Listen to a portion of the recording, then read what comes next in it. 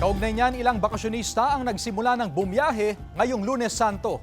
Alamin natin ang update sa bus terminal sa live report ni Jasmine Gabriel Galban. Jasmine?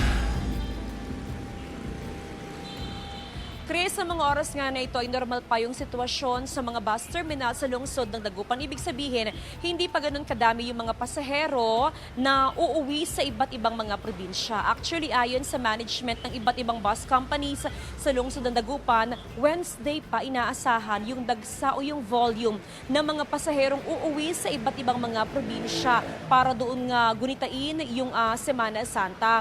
And actually, Chris, kasabay ng inaasahang dagsa ng pasahero ay nakahanda na rin ng iba't ibang management ng bus companies, gaya na lamang dito sa ating kinaroroonan kung saan ay meron ng mga nakatayo na mga tent nang sa ganun matiyak yung na maging comfortable yung mga pasahero na uuwi sa iba't ibang mga probinsya. Sapat din doon, Chris, yung mga nakahilera na mga upuan at merong malalaking mga electric fan para matiyak na kahit paano ay komportable yung mga pasahero habang sila ay naghihintay ng masasakyan na mga bus. At ayon din sa iba't ibang company o iba't ibang management ng bus company ay sapat yung mga bus units na babiyahe simula sa Miyerkules Santo, dire-diretso yan hanggang sa mga susunod pa na mga araw. Samantala, Chris, tiniyak naman ng LTO at ng LTFRB maging ng PNP yung safety sa iba't ibang mga bus terminals.